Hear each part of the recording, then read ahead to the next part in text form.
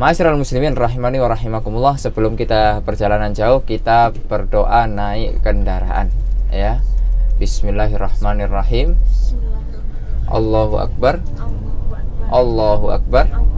Allahu akbar. Subhanalladzi sakhkhara lana hadza wa ma kunna lahu muqrinin wa inna ila rabbina lamunqalibun. Ya, insyaallah agenda pertama kita adalah ke Masjid Quba. Ya, Masjid Quba ini masjid pertama dibangun di dalam Islam. Jadi sebelum Rasul SAW membangun Masjid Nabawi, Rasul SAW membangun Masjid Quba. Ya, Quba itu diambil dari nama sumur.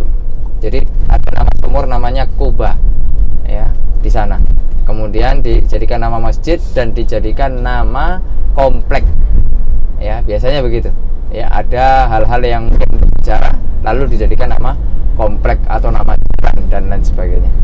Ya, kemudian keutamaan dari kita berziarah ke Quba, Bapak-bapak sekalian, ya sebagaimana dikatakan oleh Rasulullah SAW, ya, Rasulullah SAW ya itu mendatangi Masjid Quba kullabtin, setiap hari Sabtu.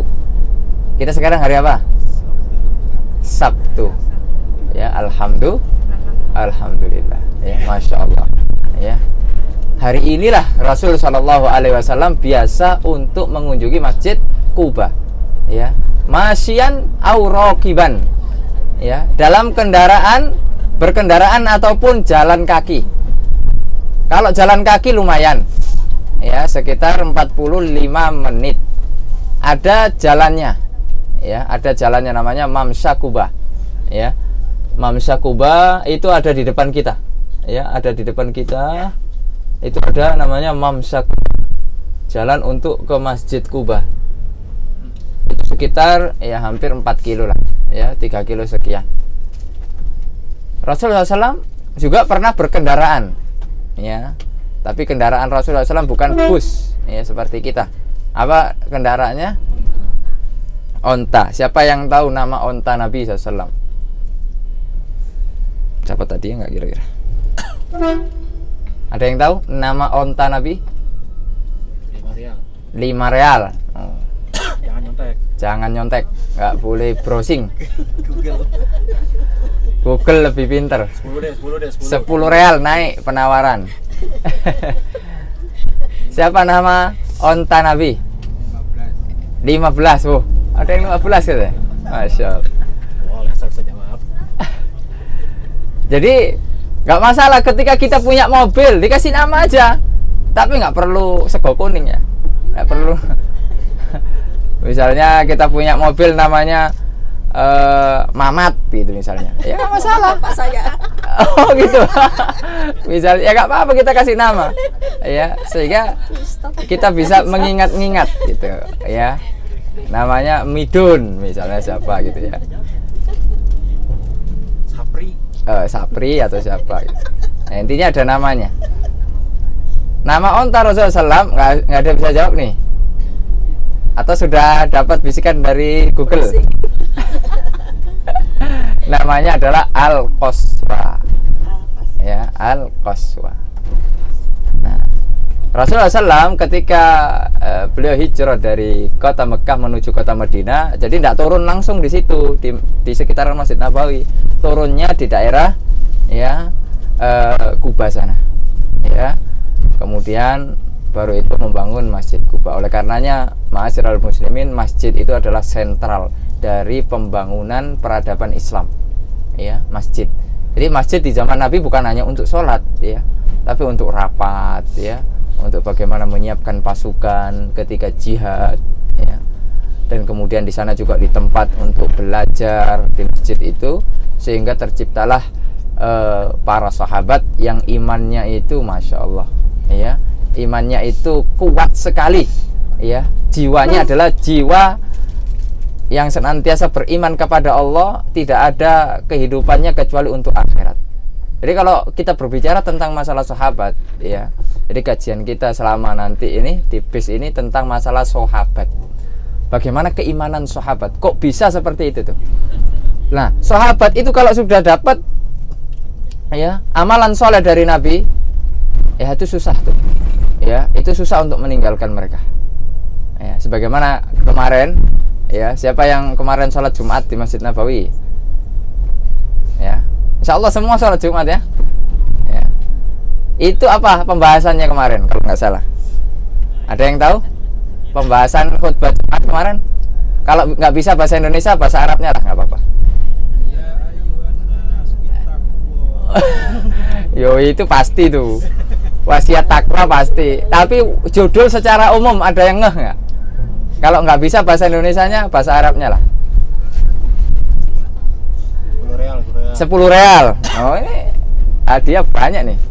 Nah jadi kemarin Syekh Abdul Muhsin Qasim itu membahas tentang sunnah, ya, kedudukan as-sunnah di dalam syariat Islam, ya, yaitu kedudukan petunjuk Nabi Muhammad SAW di dalam syariat Islam, bahwasanya as-sunnah itu menempati derajat, ya, sama dengan Al-Quranul Karim, sama-sama menjadi hujjah di dalam kita beramal soleh, ya. Dan kemudian disebutkanlah bagaimana para sahabat takzimnya terhadap sunnah, ya, sampai-sampai kemudian Abu Bakar mengatakan, jika seandainya, ya, Nabi Muhammad SAW mengamalkan ini, pasti aku mengamalkannya. Karena kalau aku tidak mengamalkannya, kata Abu Bakar, aku takut binasa. Ya, luar biasa tuh. Jadi para sahabat tuh dulu tidak bertanya, Ustadz, ini wajib tak Ustadz? Ini sunnah Ustadz? Tidak ada. Ya, amal soleh kerjakan. Ya, yang wajib ya pasti harus kita kerjakan. Tapi yang sunnah ini nih, ya, para sahabat mengerjakannya mereka. Takzimnya mereka terhadap sunnah. Takut mereka terhadap ancaman Allah Subhanahu wa taala. Falyahdharil ladzina yukhalifuna an amrihi an tusibahum fitnatun aw yusibahum adzabun alim. Ya, maka hati-hatilah ketika kita sudah mulai menyelisihi petunjuk Nabi, maka akan ditimpa kepada kita apa? Fitnah. Ya, pernah suatu ketika itu ada orang yang diperintahkan ketika makan itu pakai tangan kiri. Betul atau salah? Makan pakai tangan kiri betul atau salah? Salah, sepakat ya. Ya. Tapi dia tetap ngotot. Dia pakai tangan kiri. Diperintahkan harus pakai tangan kanan. Ya. Karena itu adalah adab-adab makan. Ya, idza akala ahadukum falyakul biyamini. Jika kalian makan, maka makan dengan tangan kanan. Fa inna syaiton, karena syaiton yakulu bisimalihi. Karena kalau kita makan pakai tangan kiri, itu adalah tata cara syaiton. Ya, maka kita dilarang untuk menyerupai syaiton. Nah, ketika itu ada seseorang yang ngotot, ayo makan tangan kanan. Padahal dia mampu untuk merubah ketika itu juga, tapi dia meremehkan, ya, petunjuk Nabi Muhammad SAW sampai kemudian akhirnya tangannya setruk, nggak bisa digerakkan. Maka ini bahaya ya. Kalau kita sudah sampai petunjuk, sudah sampai kemudian ini, tapi berbeda dengan kalau orang nggak tahu. Ya, ini berbeda. Ini sudah tahu tapi menentang gitu. Jadi ada beberapa keadaan, ada memang nggak tahu, itu yang pertama. Ada yang kemudian sudah tahu tapi berat, ya, tapi nggak menentang. Ya, ini masih lebih ringan.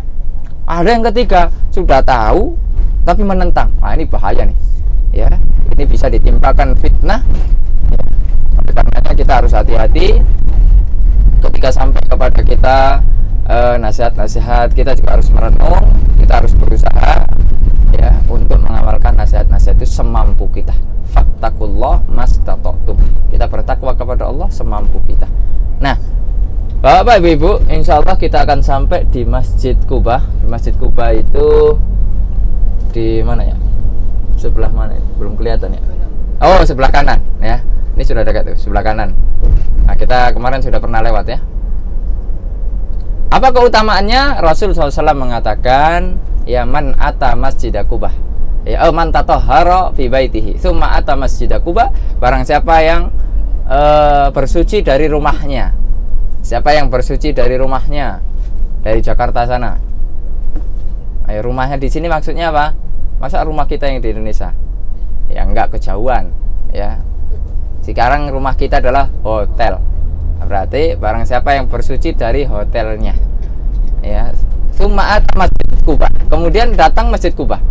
Ya, insya Allah kita akan datang ke Masjid Quba. Tsumma shalla rak'ataini, Apa yang kita lakukan? Sholat 2 rakaat. Ustaz, sholat apa? Sekarang sudah masuk waktu duha, sholat duha. Ya, 2 rakaat. Ustaz, kalau mau lebih, ya silahkan. Tapi waktu kita terbatas, ya kita tidak boleh lama-lama. Kita harus cepat. Ya, 5 menit. Ayo, bayangkan tuh. Ya, karena kita ngejar ikhwan-ikhwan jadwal jam 11 ke Raudhah. Ya. Ini keluar lagi tasrih baru ya dari pihak penyelenggara. Maka kita menyelesaikan agenda yang sudah ada ini, kemudian kita bersegera menuju ke Raudhah untuk yang ikhwan. Ya, untuk yang ibu-ibu nanti bisa siap-siap untuk persiapan sholat zuhur. Nah, kemudian sholat 2 rakaat. Ya, pokoknya kita cepat aja. Ya, di Masjid Kuba kita lama, sholat dulu, langsung berdoa sebentar, langsung keluar. Ya, nanti kita kasih petunjuk tata cara keluarnya, jangan sampai kita berlama-lama. Ya, kita mohon kerjasamanya untuk mempercepat agenda kita ini. Nah, kemudian apa yang akan kita dapatkan ketika kita sudah sholat, ya sudah bersuci, sudah datang Masjid Kuba, sudah sholat 2 rakaat, kana ka ajri umroh, maka pahalanya seperti pahala umroh, masya Allah. Ya, maka ini luar biasa.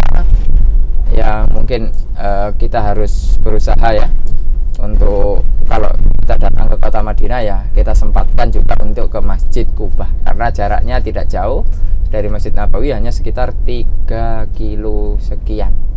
Ya, bisa naik taksi. Ya, kalau alhamdulillah sudah ada jadwal turnya. Misalnya mau nambah gitu ya, tapi sudah nggak bisa lagi nih. Nanti kita sudah ke Mekah. Ya, tapi mungkin di lain waktu. Bapak, ibu-ibu yang sama-sama kita mengharapkan ridho Allah Subhanahu wa Ta'ala. Perlu diketahui bahwasanya Masjid Kuba ini ya usisa alat taqwa.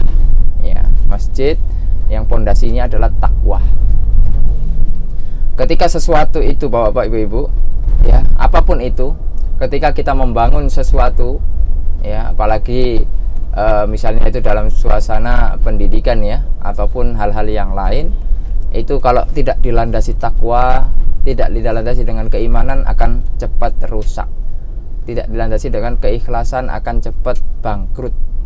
Ya, maka ketika kita mau membangun sesuatu apapun itu, maka harus tetap kita landasi dengan ketakwaan, keimanan, dan keikhlasan. Ya, karena itulah yang kemudian akan menemani kita kekal selama-lamanya sampai nanti hari kiamat. Ya, insya Allah kita sudah sampai. Nanti kita harus tahu titik kumpul kita. Ya, kita harus tahu titik kumpul kita. Lihat nih, titik kumpul kita arah kiblat.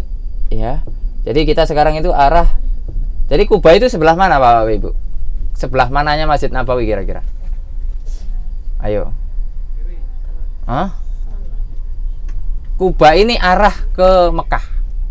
Berarti kemana coba? Ke selatan, betul, 100%. Ya, berarti kita kumpul di arah mana ini nanti? Arah kiblat. Berarti kita kumpul di arah mana? Selatan. Lihat nih, nanti kan kita turun.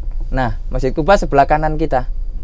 Ya, pokoknya kita nanti kumpul di tempat-tempat yang ada kurmanya kering-kering. Maksudnya yang nggak ada pohonnya, yang batangan aja. Ya.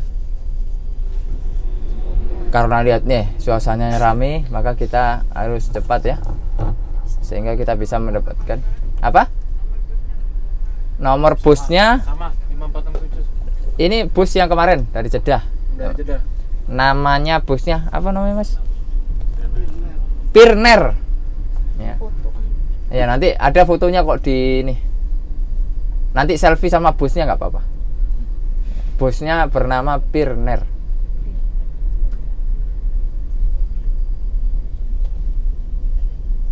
Orang sekarang banyak juga yang city tour ya, bukan hanya kita.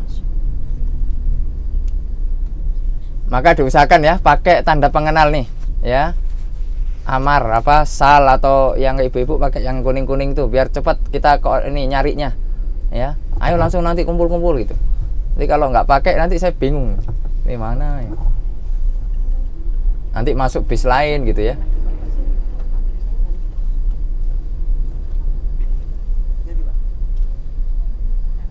Ya, insya Allah kita mau turun. Ini nyari parkiran dulu, Bang. Baik, Bapak Ibu udah siap-siap ya. Nanti kalau sudah ini kita turun. Nanti kita akan lanjutkan lagi cerita-ceritanya di